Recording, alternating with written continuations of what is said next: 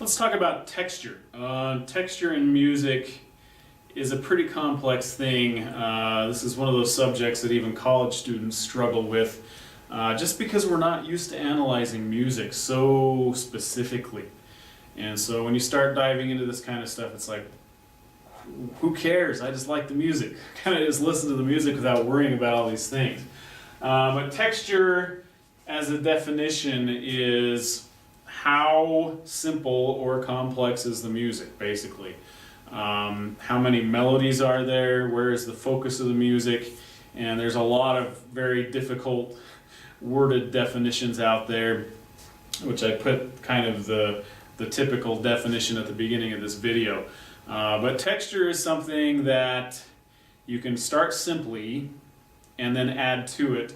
And the nice thing is using folk songs and simple songs is pretty easy to teach texture to children.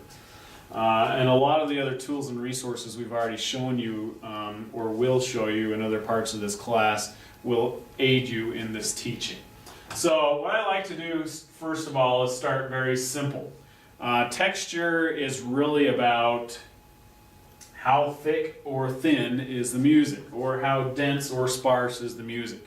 And so I would start with these simple words and try and help them to understand. You know, you can try and connect something that they're familiar with, maybe like cookie dough. Cookie dough is quite thin. If you try and stir cookie dough, it's hard to stir. It's thick. It's hard. There's a lot there. It's all clumped together. Thin is like soup. Soup is really thin for the most part. You could stir your spoon around in it really easily. So try and get them to understand those two words. And again, these are a little bit more complex, but along the same level. And then try and compare that to music. What music sounds thick? If it's thick, if it's hard to stir, that means there's a lot going on. There's a lot there. So if it's just one person singing a melody, would that be thick or would that be thin? Obviously that's going to be thin. What if we have 100 instruments all playing kind of different things all at the same time? That would be thick, okay? And turn on a couple examples of that to help them understand the differences between them. So this is, the first and second grade level here, keeping it simple. We don't need to dive into the complex stuff yet. But as you expand your teaching, you'll want to get into this. And I'll tell you, the more you teach them, the more they soak in. It's amazing how quickly and easily they can learn these things if you teach it well. So just as a quick review, you've already seen this quite substantially in the Education Portal videos. But texture, we have three main types. There is a fourth, but it's just not used in our society, so there's really no need to teach it to students at this level. Monophony is, if we take the two roots of the word, one sound, which I've got here, or in this case it means one melody. So one person singing a melody, row, row, row your boat gently down the stream, merrily, merrily, merry, merry, life is but a dream. I just created monophony. Now if you were to join in and singing with me on that same melody, row, row, row your boat gently down the stream, so on, we're still singing in monophony, even though you might be singing an octave higher than me, or an octave lower maybe, who knows. But we're still singing in monophony because we're all singing the same letter name or same pitch, okay? And I can play this on the piano, and I can play it in octaves.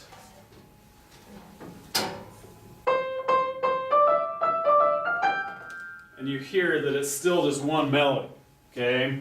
So that's monophony.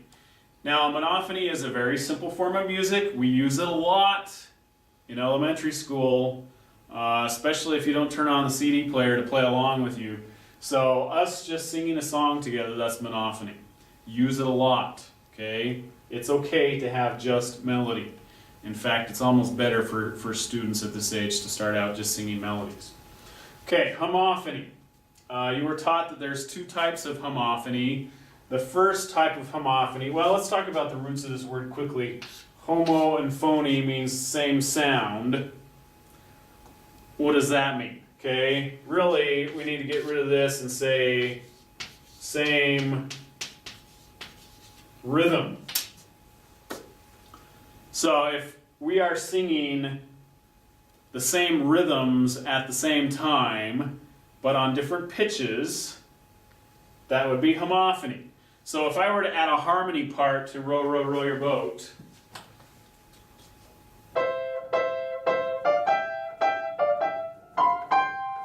something like that, I've created harmony. I'm using the same rhythm, but there's two different pitches going on at the same time. That is homophony. And this is very common in like church choirs, 4-part choirs, soprano, alto, tenor, and bass. If they're all singing the same rhythms at the same time, that's homophony. Okay? Another type of homophony, which is a lot more common to us, especially with our popular music we listen to today, is when we have melody with accompaniment.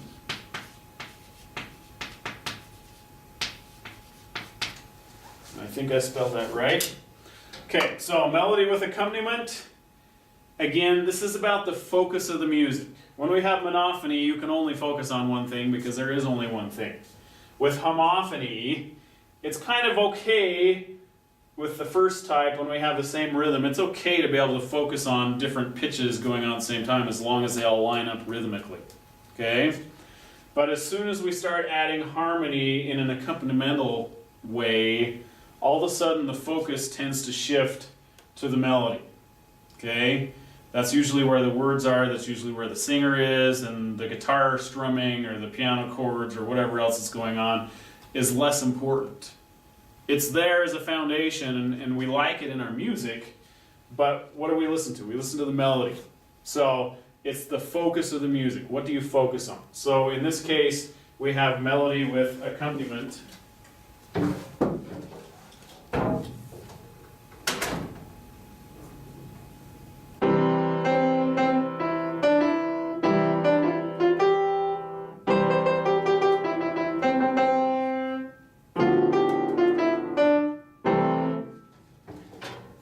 That was very poorly done, but you get the idea. We had the row, row, row your boat melody with a chord for an accompaniment.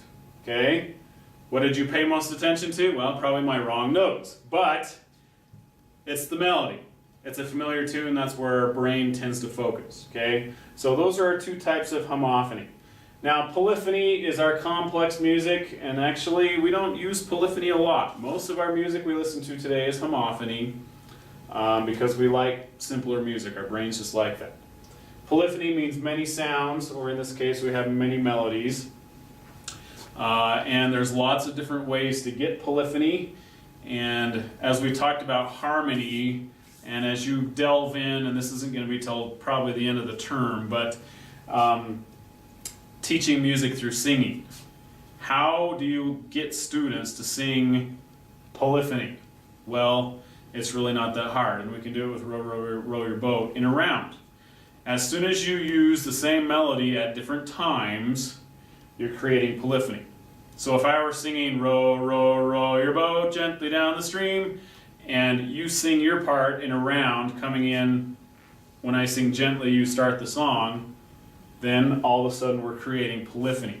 Okay, let's see if I can do this. Part of the problem is that I can't get to my piano.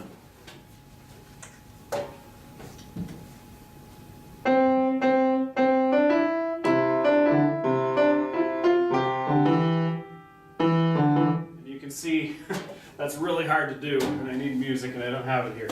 But polyphony is two things going on that are the same, but at different times, which is what we call a round. Or we could have a partner song, and there's an example of this in the second texture example after this video, so check that out. Also, we could have just several different melodies that have nothing to do with each other, all going on at the same time in the music, and that's complex music. Now the problem with polyphony is where do you focus? If you got more than one melody, where does your brain focus? Does it focus on this melody? Does it focus on this melody? Does it go back and forth? Does it just stay in between? That's why we don't like to listen to polyphony a lot, is because our brains have a hard time with it, to be honest. And even mine, I like to listen to polyphony a lot. And there's times where I'm just like, okay, I can't do it anymore, let's just do some homophony. So there's some examples of these things, and it's really, mostly I'm going to be teaching you about polyphonic texture in teaching children to sing. So be sure and listen to the videos in there, the lecture videos that talk about this, about part singing.